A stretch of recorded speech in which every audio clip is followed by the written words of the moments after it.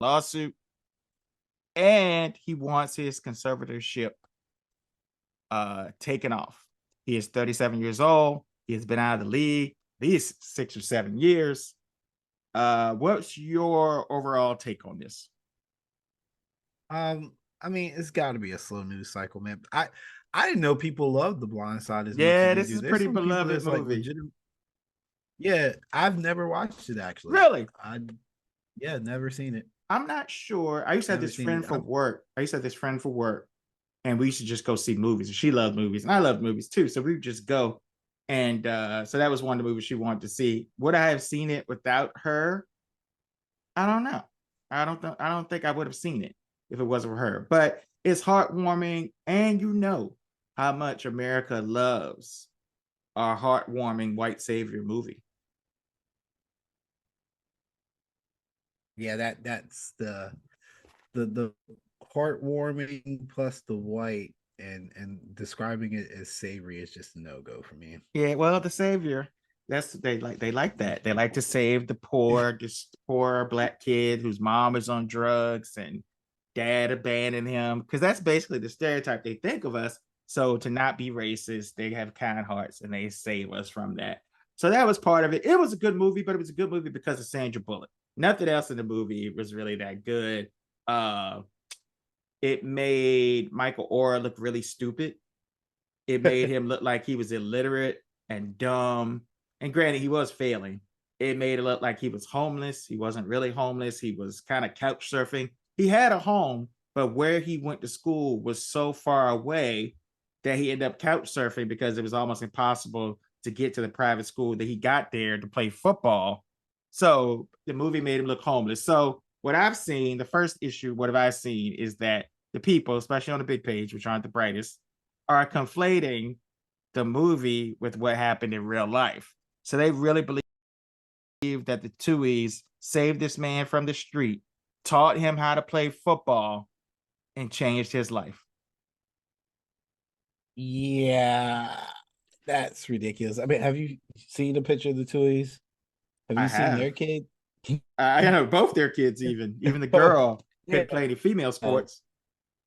Come on, man. They ain't teaching that man how to play left tackle. And there's a scene, which it's a movie. There's a scene where Sandra Bullock walks out to the practice field and basically says, "You see this guy, the quarterback, you protect him like you protect me because you are blocking his blind side." That's almost a direct quote. So it's a movie. That's what movies do. There's almost always in corny movies a line that goes back to the title. So I saw what they were doing. It was like 2007, 2008, 2009. Nobody woke wasn't even a thing really. So, it was fine. I didn't put a lot of thought into it. Evidently, he doesn't like the way the movie portrays him.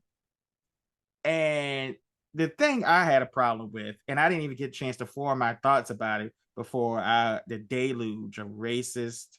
I'm not even calling them saltines because we like saltines. Racist trumpets, MAGAites, maggots. Maybe I'll start calling them. I'll try out. I'm gonna start trying out nicknames like Trump does. Maggots. I think I like that, but I might not be able to Oh, call somebody a maggot on Facebook. But the I call them maggots. trumpets. I've Trumpets said is good. trumpets before too. Maggots Yeah. works. But the maggots, because that's different from salty. The maggots were out full force. I even saw crack pipes that they put on there with women, black women on there, all kinds of racist stuff. So a lot of things could be true. He is claiming, I've read the documents. He is claiming that they told him, and it's in his book too, Jason Whitlock, your coon ass. Jason Whitlock went on Mhm. there and tried to say, oh, he knows they weren't adopted. Yes, he knows he wasn't adopted. That was in the movie and his book. They told him that the conservatorship was better because they had without that, it looked like, which is what happened, that he was being steered to old Miss because they were alums. So part of it was that, which is probably the real motivation. And the other part was they told him that he couldn't that they couldn't adopt him because he was 18, which is a lie. You could adopt a person whenever. And this was the same thing, basically the same thing as adoption. So that's I think is that more than anything, well, I don't know. Money does make the world go round too. But more than anything, he feels hurt and betrayed, and this is like a way for him to get back at them.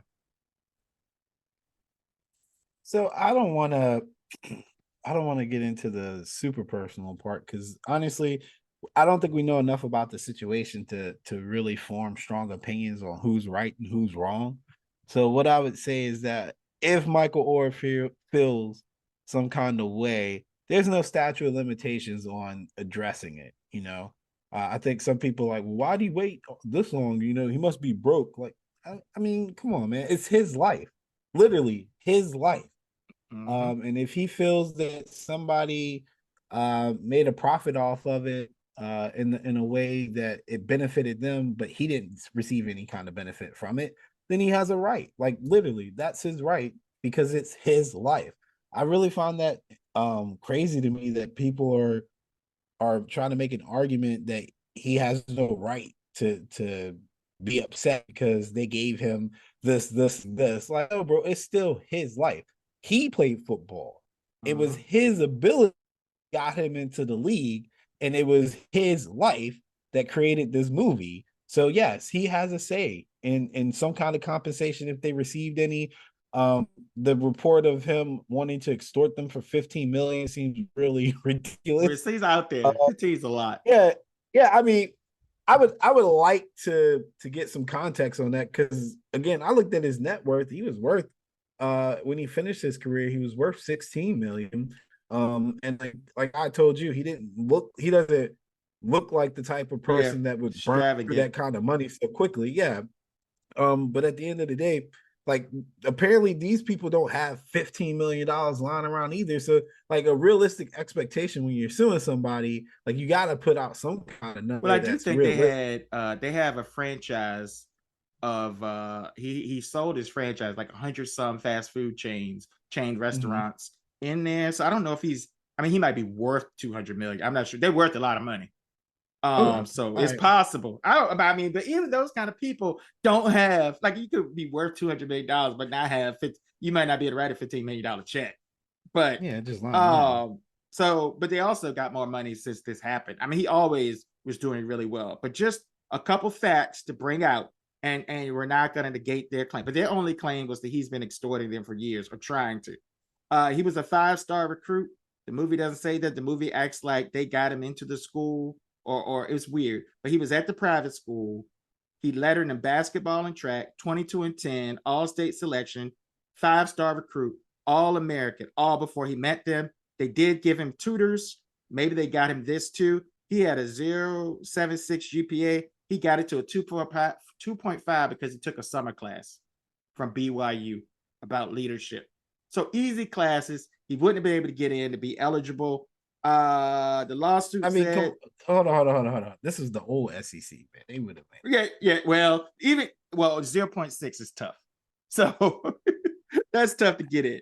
And been. it was Cam Newton. I bet you Cam Newton was probably under 1.5. I talked about the adoption papers that he kind of was tricked into according to him. But even when he had good terms, they said it was the same.